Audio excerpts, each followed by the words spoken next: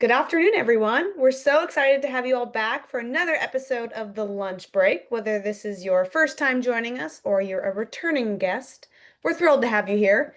My name is Emma Finn. I'll be your host today.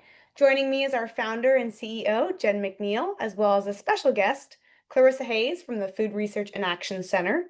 I'd also be remiss if I didn't give a huge shout out to Catherine Karnitz, our training manager, who's behind the scenes on Zoom controls today, as well as content creation.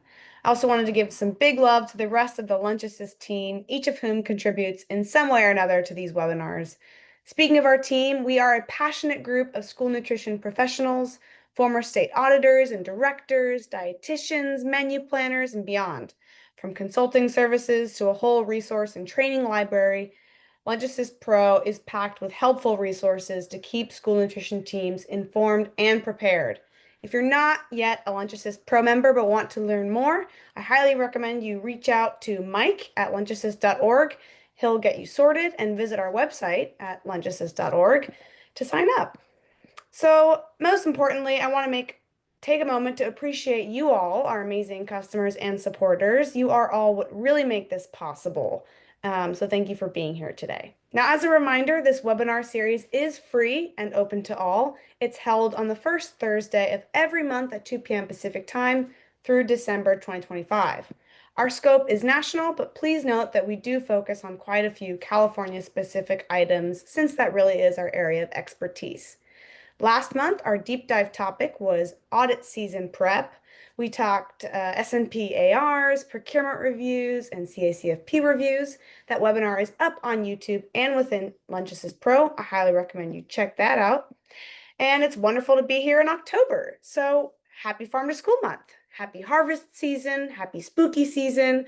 I hope you're all staying healthy this fall and having fun gearing up for all these October celebrations going on.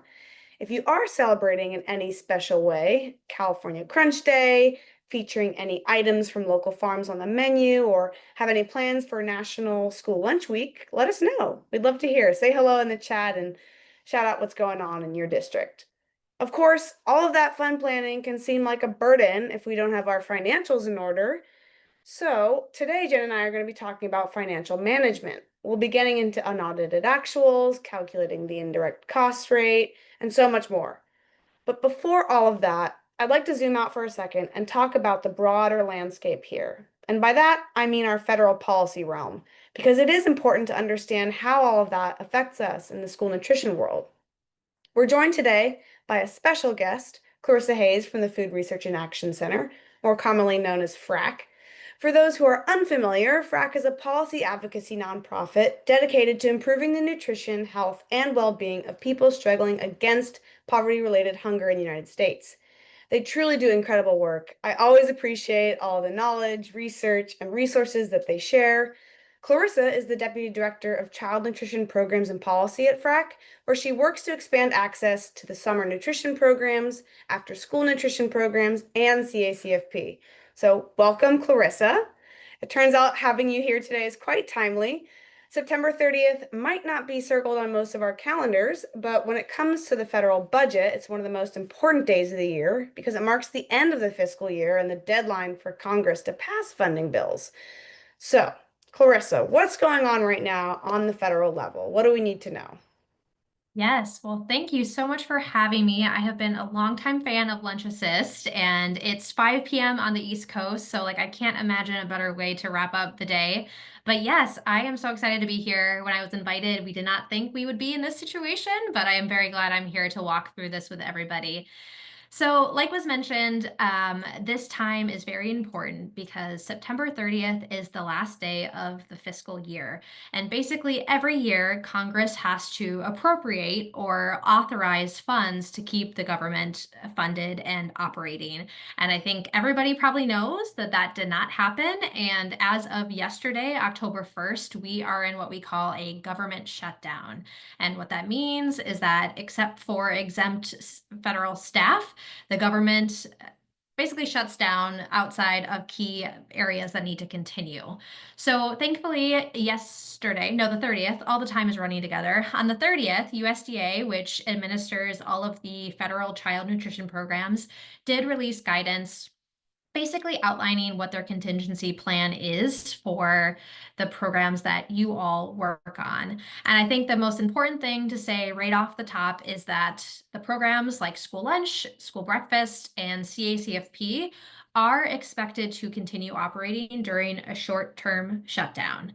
So, with that said, while these programs are set to remain operational through September and October, the future impact of this and what the shutdown means is really going to depend on how long a shutdown lasts. So, in that guidance that USDA shared, there are basically two ways that the government can, USDA can keep funding programs through October, and that is through carryover funding, and that is through a funding source called Section 32, which is actually just customs receipts funding that is able to go towards domestic food assistance programs. So, all that to say, there are these funding sources that are available through October. But at the same time, and you probably have had a lot of questions, state agencies have a lot of questions, this guidance is pretty broad, and we know that over the next month, it's really going to be critical that USDA is providing up-to-date information because it's very scary to be operating a program and be worried about when you're going to get your reimbursement, what's happening. So, with this clarity that these programs are good through October, it really will take USDA to share more information with state agencies and then that trickling down to schools and other providers to make sure that there isn't a lapse in operations.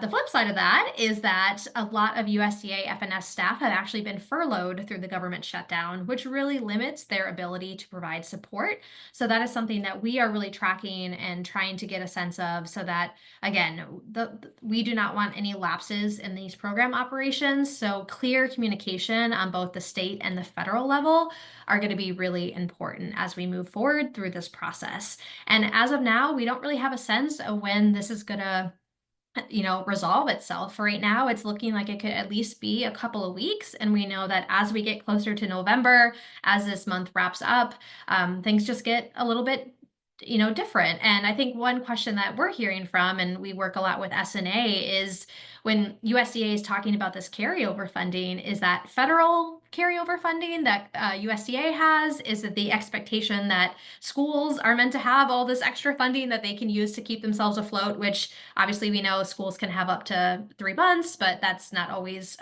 reasonable. So really just a lot of questions. And, I think the takeaway here is that always keep in touch with your state agency, ask them these questions. They are trying to get the same information from USDA. FRAC continues to reach out to USDA and monitor this and dig into it. And then SNA, I know, is as well. So with all that said, I think we can be rest assured that things are good through October through these funding streams. And then as we get into November, we will hear more. So that's really the big thing. And then, other than that, there are a couple other things that are happening on the national level that I wanted to just highlight. So, first is that USDA has been doing a food security report for 30 years. And what this basically does is it really looks at the extent of hunger and the poverty and food insecurity rates across the country. And it's an amazing tool for figuring out what policies are working and where things need to be changed and where programs need to be improved. And it was recently announced last week that USDA is ending this survey after 30 years and basically creating this huge gap in the data that we have on food insecurity. And at FRAC, we are really concerned about that because getting rid of the measure that looks at food insecurity does not make food insecurity go away. And this is really how we shape policy and move those policies along. So I wanted to raise that for everybody. And then the other thing that's really on the same track is that I'm sure everybody knows that budget reconciliation, the one big beautiful bill, was passed earlier this summer. Thankfully, there were no direct cuts to school meals. Original proposals actually had huge cuts to CEP and verification, and none of that ended up happening. But there are historic cuts to SNAP and to Medicaid in these bills. And I'm sure everybody here on this call knows how interwoven those things are. families who are getting SNAP, households who are getting SNAP are automatically eligible for school meals, which helps direct cert numbers, which helps CEP numbers. So cutting that and really, making it harder for families to be on SNAP or putting more of the cost of SNAP onto states, all of those things are really going to limit participation in SNAP in a way that is going to have negative ramifications on school meals and CEP. So that is one thing that I know FRAC and the center and other groups on the national level are really raising the alarm about, and to be thoughtful and mindful about this as we move forward, because there are different parts of the bill. Some of the SNAP cuts have actually happened or rolling out now, and then a lot of the things that states have to take up as far as additional costs won't happen until 27, 28. But the big concern there is if states have this additional SNAP cost that they have to cover, where are they going to get the funding for that? Are they going to pull from Healthy School Meals for All bills? Are they going to choose not to do summer EBT because they have to cover these SNAP costs? So all of it, even though there aren't any direct cuts to school meals, we can see the impact already happening on those programs. And it's something that, advocates are very aware of, and we want to make sure that that is very clear as we move forward. And then the last thing that we also have on the federal horizon is the USDA reorganization, which I'm hoping that everybody here had a chance to submit a comment on this. But basically, the goal, or USDA's reorganization plan, included downsizing the federal headquarters and reducing the regional offices from 7 to 5 and moving them and taking the one out of the California, out of the Western Regional area. So we are just really concerned what this will mean as far as the loss of expertise and what shifting and having to prop up these new offices could mean for these programs and just the oversight of them. And we know with these historic cuts to SNAP and all these other pieces, we're going to need more technical assistance and that expertise, and now is not the time to shake those things up. So with all that said, obviously, I mean, I think most of this update is a little bit negative, but I do think in light of this, we are just seeing so many partners and advocates and providers and schools come together to really recognize the need and fill that gap. And I know we're really appreciative of it and see all of the amazing work that you all are doing on this call. Um, so with that, I think the last slide that I have here, in light of all that, what are some things that we can do and think about as we move forward? And really, the thing is mitigating the impacts of that big, beautiful bill that I mentioned. So as we start to see those cuts to SNAP that are going to impact direct cert and CEP, we want to really make sure that schools are conducting robust and comprehensive direct certification this year to really lock in some of those high numbers before any cuts to SNAP impact participation. And then we know how important the other programs are going to be as families lose SNAP. So making sure that we're thinking about school breakfast and summer and after school meals and where we can leverage those and promote the importance of those programs. And then the last thing here, that's actually a action step. I'm sure the slides will be shared around afterwards, but this last bullet here is an action step for if you're able to do advocacy. We are working to urge members of Congress to reinstate that food security report that I mentioned. And we think that that's really going to be important, again, just to show the scope of hunger and what needs to be done. But other than that, I mean, we continue to track these things that I've talked through today. We try to summarize all these and have them really clearly stated on our website. So I would highly recommend, if you haven't, just keeping an eye on frac.org to see what has come up and what's changing and where there's an opportunity.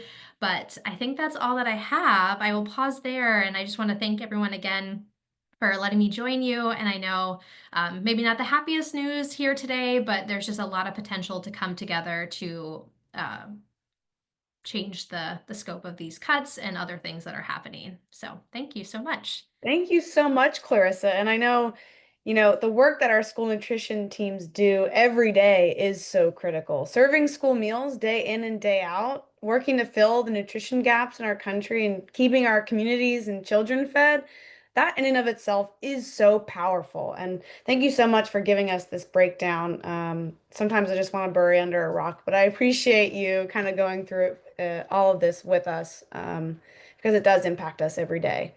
All right. So if you have questions for Clarissa, please pop them into the chat. We'll also put her email there.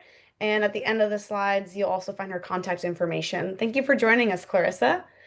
And now I'd like to get into our deep dive topic today. Our deep dive topic is financial management. Um, Jen, before we get into it, really, what types of financial information are we going to be talking about?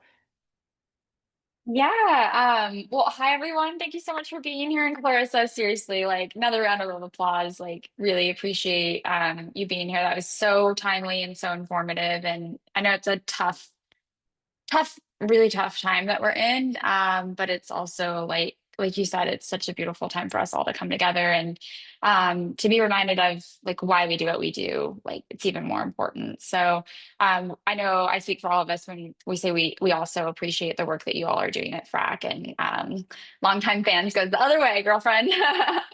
So I also appreciate like just to showcase your expertise, like your nod to like the limit on net cash resources and the fact that schools are balancing that 3 months. That's really what we're going to be getting into today. So it does kind of go hand in hand with the climate that we're in and the situation we're in with this shutdown. We're going to be talking about financial management today. So um, yeah, today we're going to basically be focusing on a national school lunch program financial stuff, mainly following that through line of what is like an auditor looking for. You know, true typical lunch assist fashion. We like to kind of follow the audit stream.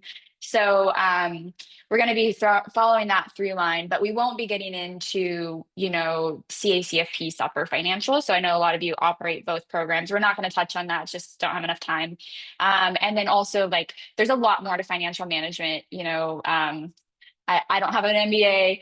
There's a lot of people who do in this room. So there's different things that you would be looking at from that like MBA standpoint, or even just like, you know, zooming out like at a general like meal equivalents per labor hour and stuff that all of us kind of look at that relate to financials. We're not going to be getting into that. We're just going to follow this like through line that of stuff that you have to submit for auditing compliance purposes, but hopefully that'll tease into a lot of what you're working on right now, because I know a lot of y'all are working on getting stuff into the states for your net cash resources for the previously closed fiscal year. So that's kind of what we're going to be doing.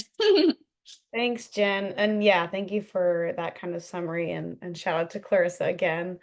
Now, one of the most important things we need to have year in and year out is a good picture of where we are financially, profit and loss, the health of our financial departments. The best report to look at is called Unaudited Actuals. So, what are unaudited actuals and why do we have them? You're spot on. So this is kind of the place that we all sort of start, right? So this unaudited actuals, um, that's the common way we call it in California school meal programs. As you can kind of see from the chat, most folks on this call are from our California school districts. You may call it something slightly different, or if you're in a charter school or private school, you might call it like your end of the year financial statement. Essentially, this is the place that you're looking at for your revenues, expenditures, starting and ending balance. It's essentially a financial report that schools submit after the close of the fiscal year. And it's called unaudited because it's before we go through like a single audit, for example, if you're a large enough district to go through that. And it's really important because I think, you know, those of us who've been directors know that it's actually kind of frustrating operating these programs because it can be really hard to know where you're at because of the whole nature of reimbursement. It is different than operating a business, for example, where you kind of can get your financials closed out every month. Some districts have better financial systems than others, but in a lot of cases, we don't really know how we're going to end up for the year until we get this report because everything kind of gets reconciled at that year end close. And it gives us a really good picture of our actual financial position once everything's kind of been accounted for at the end of this 12-month period. It honestly, it would be great if we had this type of reporting monthly. If anyone is in the room that has like a really solid monthly financial type reporting, it'd be so good to hear kind of like how you're managing that. But for a lot of us, this is like where we get a real clear snapshot of where our program is at the end of the year.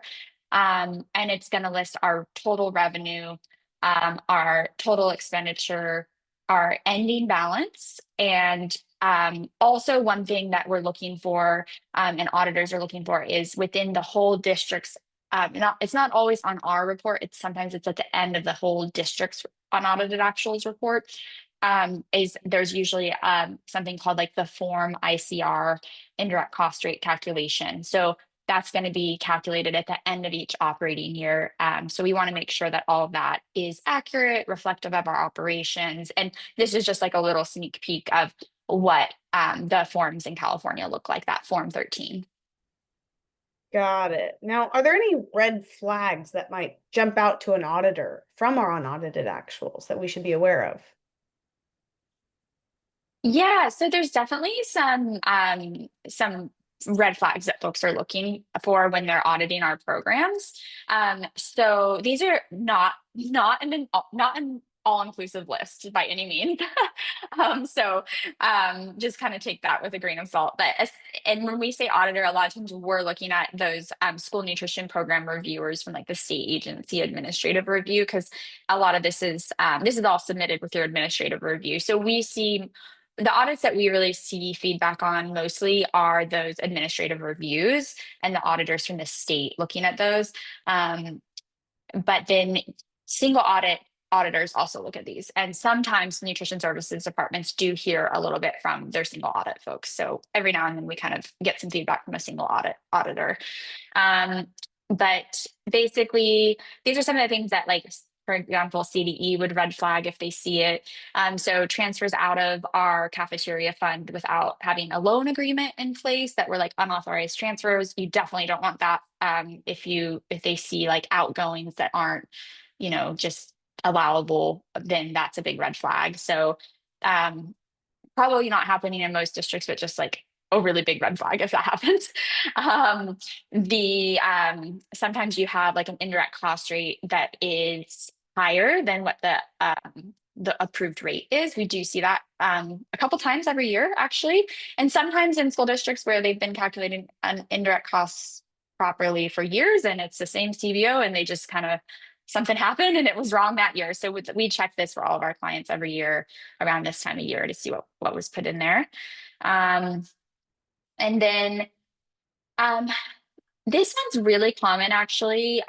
So when you're looking at the unaudited actuals and you're trying to decipher non-program foods, it's not always very easy to get this information from your unaudited actuals. It's not necessarily a red flag. Like that's going to result in any kind of finding. It just might require some extra explanation to show that, your non-program food sales aren't all mapped to the same place. Sometimes they're in two different spots. For example, some of your a la carte sales might be recorded under local food sales on your unaudited actuals. But if you do a lot of internal vending for the ELOT program or internal caterings, those might be mapped somewhere else in, like, let's say, interfund transfers. And so that might just require a little bit of explaining, which is totally fine. And then capital equipment. So when you are going through an administrative review, if you, like, let's say you didn't purchase any capital equipment, but then they look at your unaudited actuals and there's capital equipment there's a capital outlay section on the unaudited actuals. Obviously that doesn't align. So you need to align what you're reporting in both places and make sure that it's accurate as well, so that only capital equipment is being reported. They're not like small wares, for example. And you're thinking about everything with like the correct threshold. So we'll talk more about capital equipment as well as we go through through this talk today. Yeah, thank you. And, one thing you also mentioned the auditor is looking for from our unaudited actuals is that we've calculated our indirect cost rate correctly. So how do we calculate the indirect cost rate? And actually, what even are indirect costs?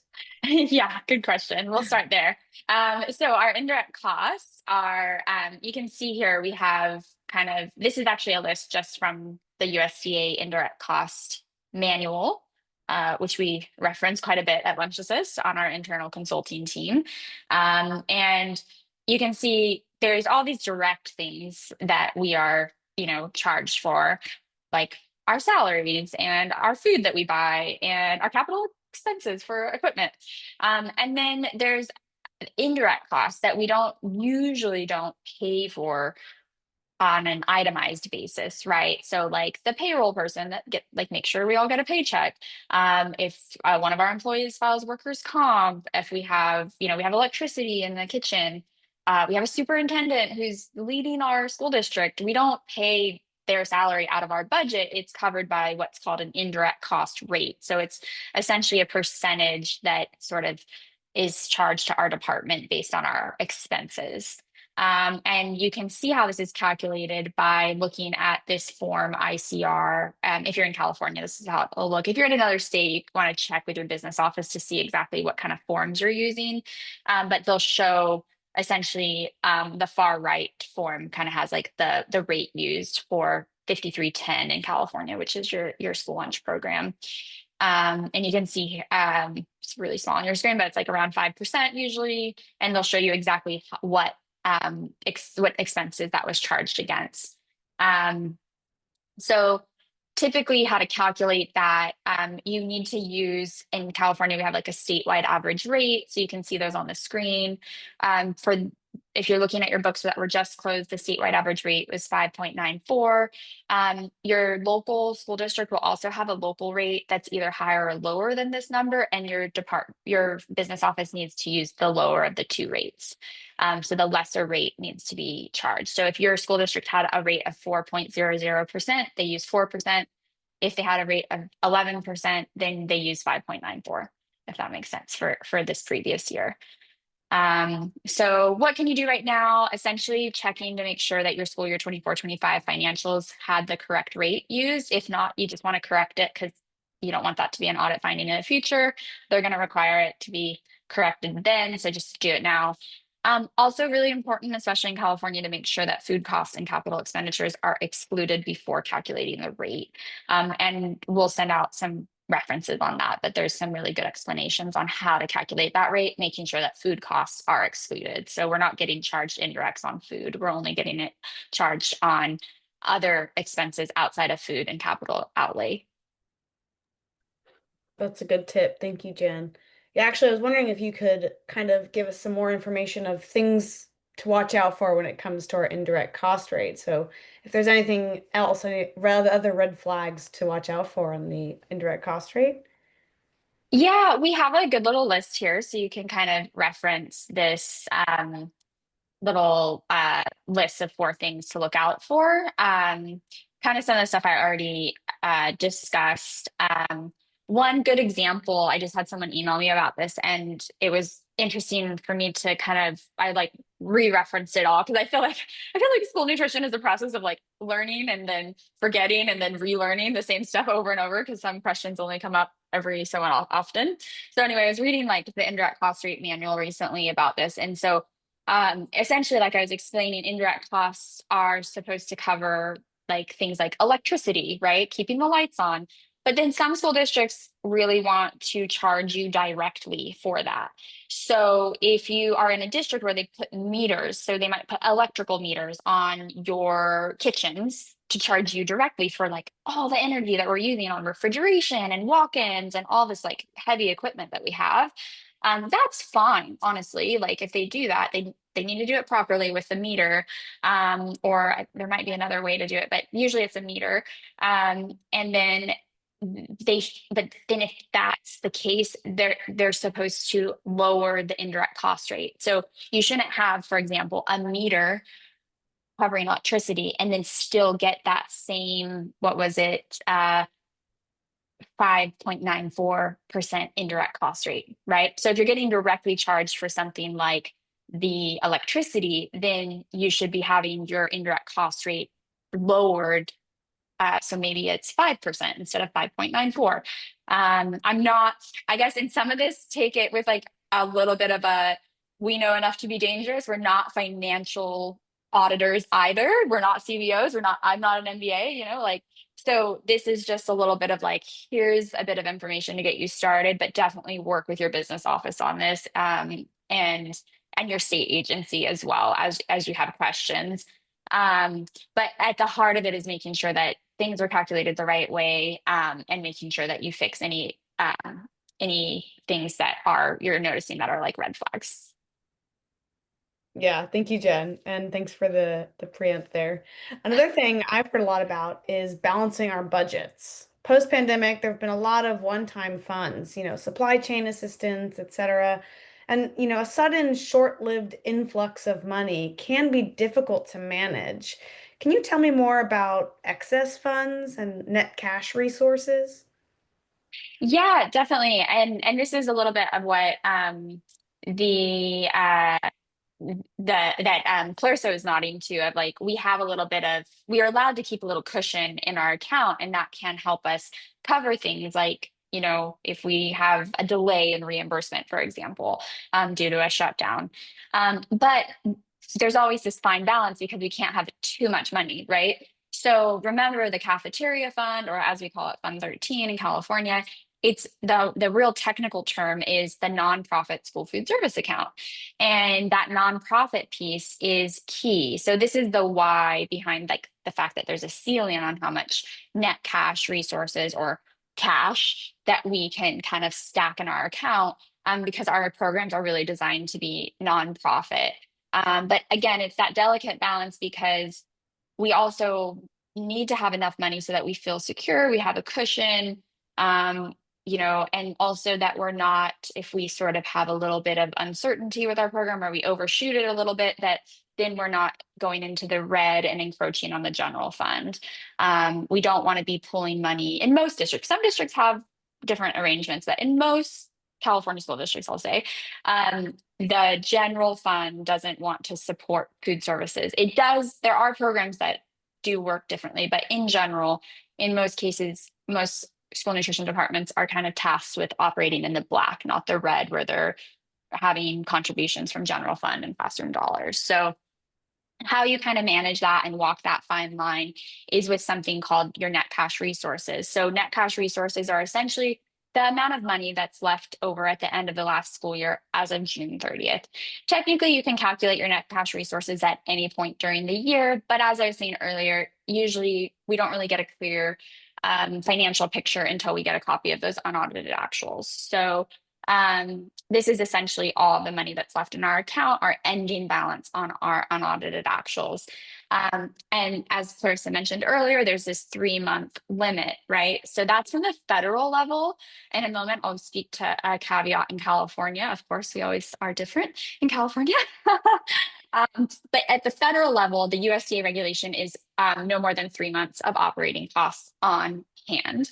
And so when we look at that, if we calculate our net cash resources and we're deemed to have excess NCR or excess cash, then we have to work with our state and file a budget agreement or spending plan. I feel like those terms get used interchangeably.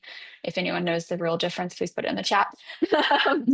But yeah, that's the federal rules. And then California has a special, I guess, exemption or something, a waiver, I'm not sure, from USDA, so that California schools can have up to 6 months of operating costs or 6 months of net cash resources before we need to file a budget agreement with California Department of Ed. And now is the time. So that's part of the reason we're talking about that in this all in October. Is that right now in California, our schools, everyone needs to assess net cash resources. Everyone get a copy of your unaudited actuals, your financial summary, fill out the net cash resources tool, and then only if you have excess, and I'll show you what it looks like in a moment, how you can read the tool. If you have excess, then you want to submit a copy to CDE. And you have to do that by October 15th. So if you're a client, we're working on this with you right now. If you're not a client, just make sure you're getting that done, working with your business office for support. If you need anything from us, always feel free to email. But yeah, that's kind of like the long and short of net cash resources. No, yeah, that's actually a very clear definition. Thank you so much. And so, how do we actually calculate our net cash resources to make sure we're in compliance? Can we take a look at that? Yeah, I just wanted to like walk through this tool just real quick. Like, I know a lot of people have used it before, and the form itself will look different in different states. This is the California form. Essentially, it's called Net Cash Resources tool. I think originally there was probably one created by USDA, and then like California's modified it. So this is the one that is that folks are using to calculate in California. Essentially, just giving you an example of one that's like no excess net cash resources. So this is a school district. Let's just say that they've got, so you just pull data over from your unaudited actuals. The only thing which I don't have noted on the slides is remember, like at least in California, this is they only want to be looking at your school nutrition program, so 5310. So if you have CACFP, that like in California, they want that separated out. So just kind of keep that in the back of your mind. But if your ending balance for 5310 was, let's say, 2 million, you operate 9 months out of the year. Some people put 10 months. Usually CDE recommends 9 months because it kind of helps you on this calculation. I see 9 months a lot. So you could go 9 months, you could go 10 months. They don't seem to have you put 12. It actually, like, even though a lot of people operate summer programs, anyway, that's just a tip because it'll help you not have as much cash here. And then this will calculate 6 months of expenditures. So for this program, they had 2 million in the bank. 6 months was 2.7. So they don't have excess net cash resources. And so go ahead, and this one is like, even though it's a bit funky, it says it's like in the red. The red is meaning you just don't have too much. So that's also why I wanted to show this, because it's like a little bit, yeah, it throws me off. Because then if you look at the next one, this is like an ending balance of 4 million, 2.7 of the 6 months expenditures would be 2.7. So they clearly have too much money, if you will. And so they have 3 months, it's over. But it just throws me off because it's like, I feel like this should be the one that's red, because it's like, it's red, file a budget agreement. But yeah, so if you're filling that form out, that's kind of how to read it. And then you'll want to kind of work on your budget agreement from there. Yeah, okay. So now if we do have excess, what does a budget agreement actually look like? Yes. So your budget agreement, there's a form. So you could do this, every state's different. California's evolved it over the years. So again, if you're in another state, kind of ask your state, what do you want from me? How much detail? This form, even though it's a California form, is kind of like, it's pretty much like really basic. Anyone could use it. We used to have a form like this, and then CDE created a template. So we've replaced our template with theirs. So we just recommend everyone use this one. And we have it stored on the resource library because I don't think that they have this in CNIPS. They only email it to people. So we've thrown it in the resource library just so you could download it more easily. But yeah, that's what it looks like. And so just to give you kind of an idea, like, let's say our excess was the 1.3 million. So we had 3 months over. We're going to spend this down over 5 years. This is just an example of like what we would say. Like you can see a lot of the emphasis is going to be on farm to school, higher staff salaries, more scratch cooking, more training, equipment. Those are the types of things that people are reinvesting in their programs. And then let's say you're filing a budget. This is just now strategy, kind of talking strategy. If you're filing a budget agreement for the first time, or you're looking at like re-upping your budget agreement, I would say, like, especially with certain things, like let's say you want to make sure you like work with your district to get a pay bump for your employees, or reorganize your department, or you're going out to bid for a lot of equipment, you might want to push the expectation back to a future year. Do you know what I mean? Because it might take you most of this year to get your RFPs together and work with your union. And so a lot of this stuff doesn't happen overnight, especially when you're looking at, like construction, like you have to go to DSA. We have clients who their DSA stuff's been, or their kitchen remodels have been at DSA for like 2 years. So that's our Department of State Architects in California. It's a mess. So, don't overcommit to what you're going to spend this year, but hopefully you can start to make some progress. And yeah, that's kind of helpful. And then this is sort of like what's like behind the scenes, kind of how you would put that in as to like what you're going to be spending on. And then always have to give a little plug for our consulting crew, or for like our training platform. If you are looking for ways to invest in your program, we'd love to support you. And we do help folks with like their budget agreements and kind of keeping on track with this. So probably most of our clients are on budget agreements, and we're helping them kind of figure out and navigate those. And then this is a sample approval email for what that's going to look like. So once you submit all of that to CDE, they'll send you something along these lines that will just say, here you go, here's what you need to spend on, or here's your approved plan, and you want to save this for your next audit so you can attach it with all of that audit documentation. Absolutely. And, on the budget agreement, one of the preferred ways to spend excess cash with lunches outside of LunchAssist Pro, of course, being number one, no, is to invest in capital equipment, right? So, can you talk us through capital expenditures and the requirements around these? Yeah, so a lot of the recommendations, especially like if you're emailing with Heather from CDE, she'll say like make sure you're doing one-time costs. I will say, like, just, you know, from my like with my food service director hat on, like, of course we want to invest as much in capital equipment because and like any kind of like capital outlay that we can do with our fund that's allowable. Um, but a lot of programs are reaching that max of like where they've done as much as they can do. But it's this fine balance because you also want to invest in higher quality food and farm to school and organic produce and reorganizing your department to have higher staff salaries and things like that. So there is this fine balance that folks are walking because um, first of all, there's only so much capital equipment that you need. And then secondly, the ongoing costs like staff salaries or like, if you do organic food, you don't want to have to take it away later. So there's a fine balance where people are really navigating that and trying to figure out like, okay, how much longer am I going to be able to sustain this?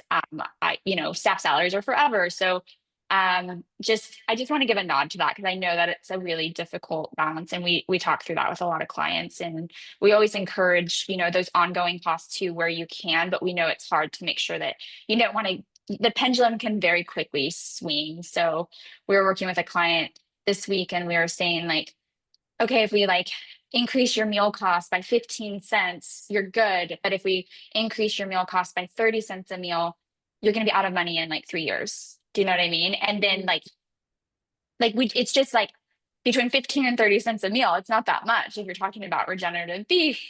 So it's like, but then it's also a balance because, not every meal is going to increase by that much. So again, I know there's a lot of people doing really good work in this area. So please, I see the chat going off. So I would love your ideas on how you've been reinvesting your program and the impact of those. Because I do also really want to encourage people to improve the quality of their food and invest in their team.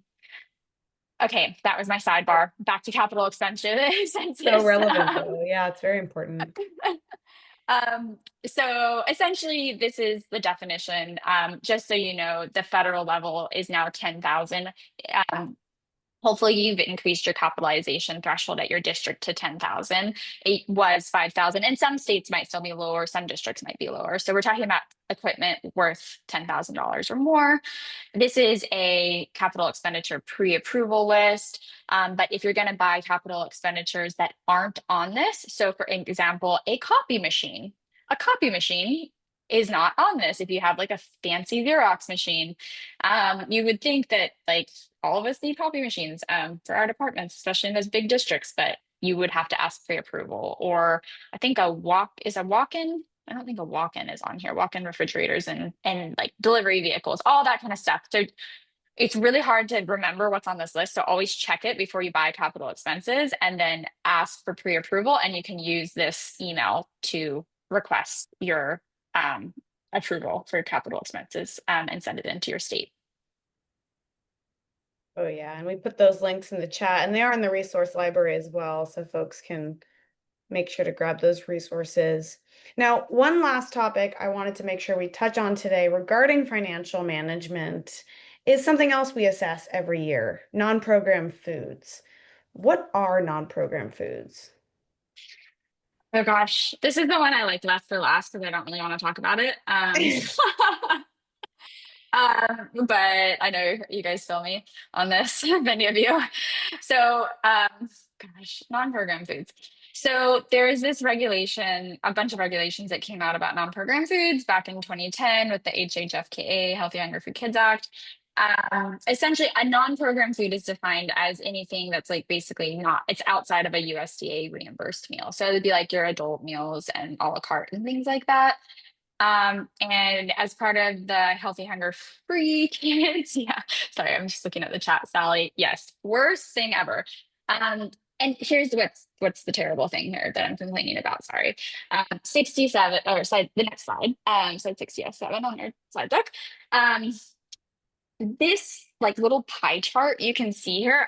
We love Colorado Department of Ed. They do such great like resources, and you can see they tried to help us understand what this regulation is. It's very hard to explain. I'm not even going to try to explain how the calculation came about. It's like probably written by someone who's like never stepped foot in a public school. Um, but it's like this funky percentage that you have to essentially balance and then make sure that your costs and your revenues for non-program foods are in a delicate balance that is completely thrown off by your food cost of your program food. And anyway, I could gripe about this more, so I'm going to stop and just say, if you want to know the real definition, read this Colorado chip sheet. That's the pro tip right there. But let's just kind of summarize for folks how we can stay in compliance here. How do we stay in Yeah. compliance with our non-program foods? That I can tell you. Okay, so staying in compliance. So first of all, let's just break it down non-program food type by type. So adult meals, there's just very specific formulas that you want to follow on adult meal pricing. So there's specific things to help you do that, including this adult meal pricing tool. So I would say just follow the tool and maybe round up to get your adult meal pricing. And with that, we're talking about your complete meal. So if they get like a full meal with like all the components, little pro tip for you is that you can set two prices. So you can use the adult meal pricing tool for your meals. And then let's say adults just want to grab a slice of pizza. Even if you don't sell a la carte to students, you may want to like help a teacher out and let them just be able to buy a slice for like $4. So the adult meal pricing is kind of high. Because so are our food costs. But a lot of adults, let's be real, they just like take a entree a lot of times. They don't take a milk and a fruit and vegetable and all that. So you can have like a lower a la carte price that's set for adults. So that's your adults. And then speaking of a la carte is kind of those things that are just sold on the side, like cookies or water bottles or pizza. Um, Again, without explaining all the math and that weird pie chart that is in the federal regulations, essentially, the rule of thumb is to basically price these items 2.5 to 3x your food costs, and that will keep you in compliance. So, on your a la carte stuff, and then catering, it kind of like goes similarly. Catering, you want to like calculate all of your costs specifically and make sure you've covered everything and you've added a margin, including your labor, or just price everything 2.5 to 3 times your food costs. And then vending, maybe not necessarily, you might not have vending machines, but you might be vending like full cases of snacks during testing. They buy extra snacks for the kids, or you might have like a private, or not private, but like a let's say you have like another school down the street that they like purchase meals from you or something like that. Um, the same kind of thing. You could just mark them up, or you could cover it's you just end up at the end of the year, you need to make sure you're in compliance with this tool. So vending, I feel like, can be a little tricky because you don't always want to mark up a case of waters 3x. It feels a bit like ridiculous. But you do have to make sure you're in compliance with this silly tool. So here's the silly tool, the non-program food revenue tool. Hopefully I'm not offending anyone right now, but this is the tool. And essentially these numbers that are circled in green are super easy to get from like your financial data usually. But then the delineating your costs for reimbursable meal food versus your costs for non-program food, that can be the tricky part. And then it's like a really delicate balance because oh, I meant to grab another screenshot of this, but I'll just tell you. So this one, let's say their cost of non-program food was 23,000. They were in compliance. But if I increase that cost of non-program food to 24,000, this was out of compliance. And Mm. the thing that sucks is right now, like it's at least in California, they're being really strict on this. So that's why I'm talking about it as well.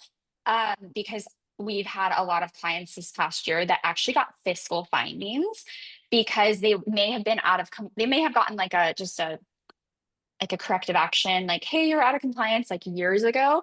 But then this past year, they had an additional, maybe it was only $1,000 here that they had additional revenue to comply, and CDE is requiring a general fund transfer.